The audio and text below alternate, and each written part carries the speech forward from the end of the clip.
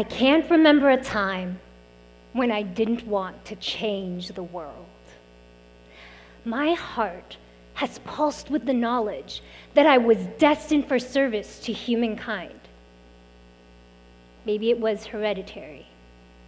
You see, my father's grandfather was part of the Bataan Death March in World War II. When 18,000 Filipinos met their demise, he survived dehydration, starvation, and 2 years of captivity. My mother grew up in extreme poverty. Knowing whether or not she would eat was a daily worry. Despite her and my father becoming teenage parents to my oldest brother, they earned college degrees, improved their economic situation through entrepreneurship, then decided to leave it all to move to the United States. In what spectacular fashion was I to contribute to this lineage? I came to this existential crossroad when I graduated college. Though I knew I wanted to change the world, I didn't know how. Was I to become a military officer like I planned during high school ROTC days? Or was I to pursue my passion of singing and become a filthy rich R&B pop star? An even bigger question was, how do I reconcile my lofty dreams to impact humanity while satisfying my immediate financial needs? I did, after all, have rent, student loans, and bills to pay. I entered the workforce in 2008, right when the US experienced its most significant economic decline since the Great Depression. When I was trying to land a job, everyone else was losing theirs. People were also losing their homes. This is how I secured a position within the mortgage subsector of the financial services industry. Within 18 months of hire, I was promoted to lead and develop teams of trained paralegals and attorneys at a global Fortune 500 company. This big bank middle manager role provided me with an avenue to impact other people's lives. Did you know that the Harvard Business Review released an article in September 2018 titled, "What to Do When You Have a Bad Boss?" The article notes that 75% of workers say their boss is the most stressful part of their workday. Across the Atlantic, and a few years back in 2009, Swedish researcher Anna Nyberg published their study in the Journal of Occupational and Environmental Medicine. Nyberg and their team warn that those who work for toxic leaders are 60% more likely to suffer a stroke, heart attack, or other life-threatening cardiac condition. Translation: having a poor leader can make you unhealthy, or worse, unalive. When I became a boss in my early 20s, I took it as permission to make clones of myself. My company obviously saw me as a smart and capable worker, so they must have wanted me to duplicate my success. I showed my team precisely what punctuation marks to use in email subject lines, how they should organize their internet browsers, and even endorsed a 12-hour workday as proof of dedication to the job. I was only trying to replicate myself so that others could experience success like me. Instead, I was becoming that toxic leader. And sadly, someone's health did become impacted, my own. Despite excelling professionally, I experienced rapid weight gain, daily tension headaches, and a sharp decline in mental health. So, if copy-pasting myself wasn't the definition of a leader, then what is? Before we go on, may we talk about you? The reason this talk matters to you is you are a leader. I am 1000% sure of this. In the same way I'm convinced that I'm purposed to shape a better world, I know you're destined for it too. It doesn't matter if you're a student, a parent, in between jobs, or in the middle of finding yourself. You are a leader.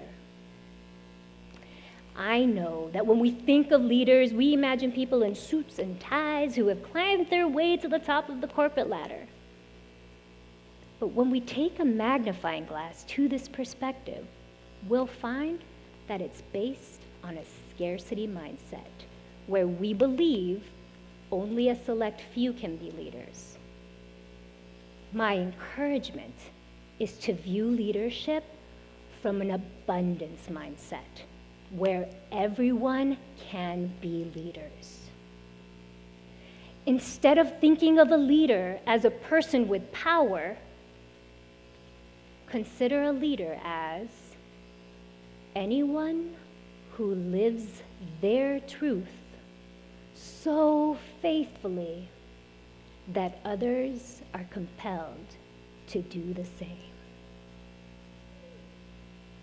Let's pause and think about it. There is only one person who has experienced and interpreted the world in the exact way you have, and that is you.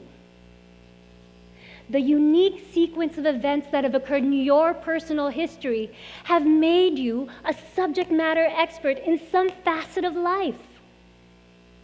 The victories and defeats, the joy and the pain, these all mean something.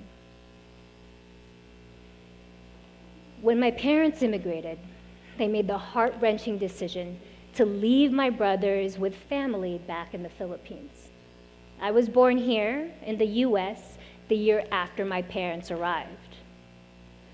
The reason Mom and Dad left my brothers is they weren't sure if they'd succeed, but they persevered. They worked 4 jobs between them, ranging from gas station attendant to motel maid, and restaurant manager to lab technician. Eventually, Mom was able to secure a stable position at a large hospital, while Dad worked sales jobs that allowed him to make a commission.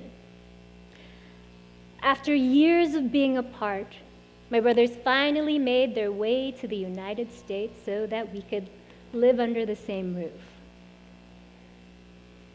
But the reunion was short-lived.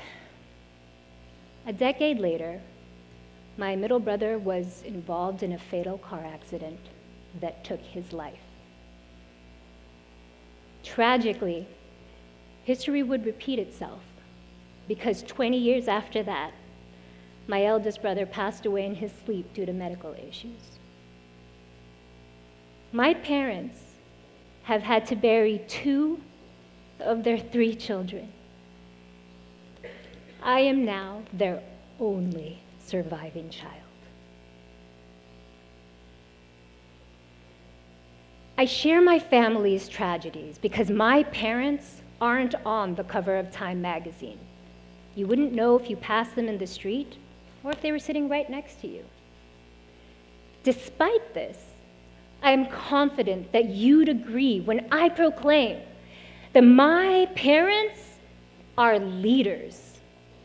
They are leaders in strength, resilience, and love.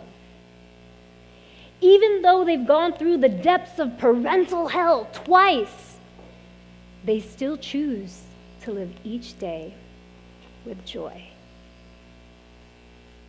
When I dreamed of the opportunity to positively impact the lives of others, I pictured having a flashy job title. Instead, I found a channel of influence by simply allowing my identities as a woman, Filipina American, and social justice loving millennial to flavor the leadership style I exercise within the world of corporate finance. The more I embraced my pure self, the better I became as a boss. I have a thank you card at home tucked away in a keepsake box. The card has a picture of an owl on the front and was given to me by a former team member who was leaving the company to join a law firm. In the card, she wrote, "When I started at the bank, I was nervous to report to someone so young. I mean, what could this Hello Kitty notebook carrying, Disney joking young girl possibly know about management?" Well, it turns out, a whole lot. In my nonprofit work as a leadership coach and mentor, I've seen the breakthrough moment come when people release who they think they should be and lean into the layers of who they are. Your purpose is to live your love-based truth, because that is what will guide others. And yes, your truth will include the unsavory parts of your life that you didn't have control over. These uncontrollable parts of our lives can actually give clues to where we're meant to guide others. For example, where did you grow up? Who raised you? What challenges have you faced? Your answers will reveal the places you've successfully journeyed from, which means you're the only one who can guide us through the obstacles you've triumphed over. By now, my hope is that you've begun to see that you're a leader and that you can be a leader anywhere. I have one last but important note. Stepping into your power as a leader will require your consent. Why? Moments of transformation don't always present themselves in a pretty golden box with a fluffy red bow wrapped around it.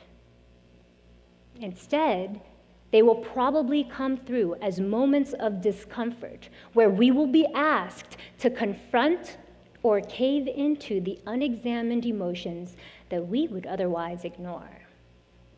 Now, this isn't meant to scare you. Rather, think of this as honoring the sanctity of your choice. Your hand is on the volume knob of the radio, and you're in control.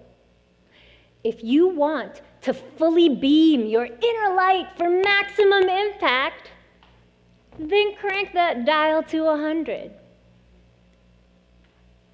I was forced to confront the state of my physical and mental health when I was running my team and myself into the ground. This included me leaving that hotshot manager job and taking on an individual contributor role at a new company. It also meant placing myself into a nutritional program for a year that helped reprogram my relationship with food. And I also began seeing a therapist. She helped me unpack the pressure that I placed on myself to be perfect, which I unconsciously did to honor my family's sacrifices. During that season, I remember feeling so far from being the change maker that I wanted to be. As I look back now, I understand the discomfort was actually a cracking of my outer shell to reveal my truest self, much like a caterpillar transforming into a butterfly. And really, that's the whole point, to exhibit a life that aligns with our genuine core. Because when we connect with others on this pure level, this is when we taste the fullness of life. Hear my words. In this very moment, know that you are capable and called to live your truth. You don't have to go out of your way. You already have everything that you need. What has happened in your life will help uncover your unique leadership purpose. The adversity that you face will help you discover where you're meant to guide others. And finally, your choice to live authentically will help recover connection within humanity. And ultimately, that is how we will change the world.